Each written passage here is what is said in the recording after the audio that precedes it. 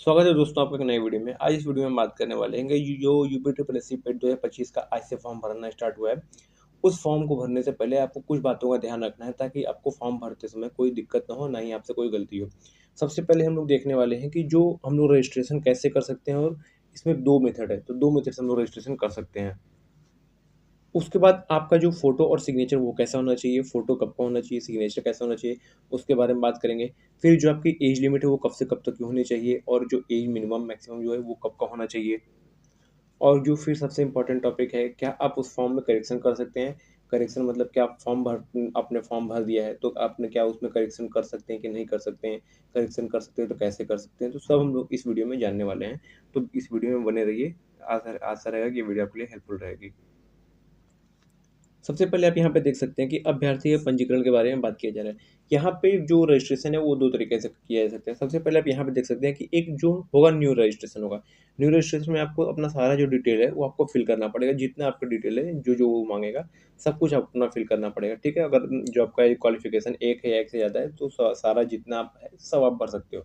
और जो दूसरा मेथड है, जिन्होंने भी इसके पहले पेड का फॉर्म भरा था, तो उनको ये जो सारा डाटा है वो फिल नहीं करना पड़ेगा। वो सिर्फ़ क्या करेंगे, जो अपना पुराना पेड वाला रजिस्ट्रेशन नंबर है 2021, 22, 23 जो भी है, उसको जैसे वो लोग यहाँ पे अपना डालेंगे और लॉगिन करेंगे, तो जो उनका पुराना सारा डाटा है, वो उनके स्क्रीन पे शो होने लगेगा। उनको बस वहाँ पे अपना जो डाटा एडिट करना है वो कर सकते हैं। बस उनको अपना वहाँ पे फ़ोटो और सिग्नेचर नया अपलोड करना पड़ेगा। वो आप इसमें यहाँ पे देख सकते हैं। यहाँ पे अपना रंगीन फ़ोटोग्राफ 6 माह के भीतर लिया गया वो नमूना हस्ताक्षर की स्कैन प्रति पुनः अपलोड करनी पड़ेगी। यहाँ पे आप देख सकते हैं। अब आपका जो फ़ोटोग्राफ है वो कैसा होना चाहिए? तो यहाँ पे साफ-साफ लिख रखा है कि जो आपका फ़ोटोग्राफ है वो आपका स्पष्ट होना चाहिए, क्लियर और स्पष्ट होना चाहिए, ठीक है? मतलब जो आपका पूरा फेस है वो दिखना चाहिए। फेस पे आपको कोई चश्मा-वश्मा कुछ नहीं होना चाहिए, जो बाल है वो अच्छे से होने चाहिए, मतलब जो नॉर्मल फ़ोटो होता है वैसा ही होना चाहिए, उसमें कोई भी कहीं भी दिक्कत नहीं होना चाहिए।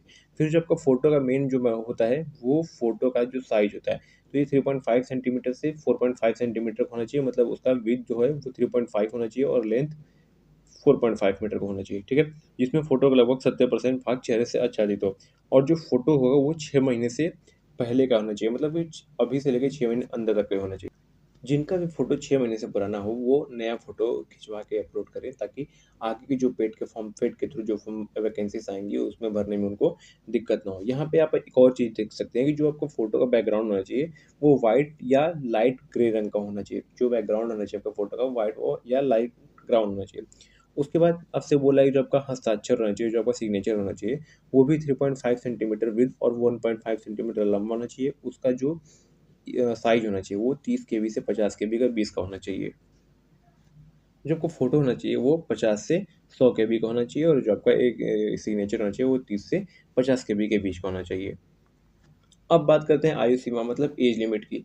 तो इन्होंने जो एज रखी है वो 18 साल से लेके और पूरे 40 साल तक रखी है। यहाँ पे आप देख सकते हैं 18 साल से लेके पूरे 40 साल तक रखी है। लेकिन इन लोगों ने ये भी कहा है कि जो आपका 18 साल है, वो कम से कम 1 जुलाई 2025 तक आप 18 साल के हो जाएँ। अगर आप 1 जुलाई 2025 के बाद 18 साल के हो रहे हैं, तो ये वैलिड नहीं है आपके लिए। मतलब आप इस फॉर्म को भरने के लिए एलिजिबल नहीं है। तो जो आपकी एज होनी चाहिए 18 से 40 साल होने चाहिए। बाकी जो भूतपूर्व खिलाड़ी हैं, जो कुशल खिलाड़ी हैं, उनके लिए 5 वर्ष की छूट मिलेगी, और जो भूतपूर्व सैनिक हैं, उनके लिए 3 साल की छूट मिलेगी। ये छूट जो है 1 जुलाई 2025 के शर्त के अनुमान्य ही होगी। मतलब जो भूतपूर्व सैनिक हैं, उनको 3 साल का, जो पहले के कुशल खिलाड़ी हैं, उनको 5 साल की इसमें छूट मिलेगी। तो यहाँ पे आप एज लिमिट देख सकते हैं। अब बात करते हैं आवेदन पत्र में संशोधन की।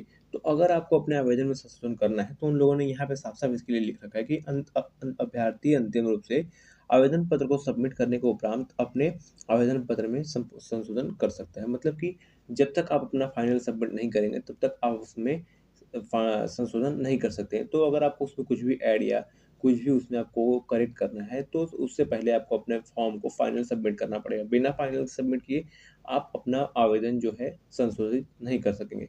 तो आशा है ये वीडियो और ये जो जानकारी है आपके लिए हेल्पफुल रही होगी। अगर फिर भी आपको इसमें कोई डाउट है, तो आप नीचे कमेंट करके पूछ सकते हैं। बाकी और भी कोई इन्फॉर्मेशन रहेगी तो मैं आगे नेक्स्ट वीडियो जो इसमें मैं बताने वाला हूँ कि पेड का फॉर्म कैसे भरना है, उसमें मैं सब कुछ दे दूँगा। वीडियो को देखने के लिए धन्यवाद। Thank you so much.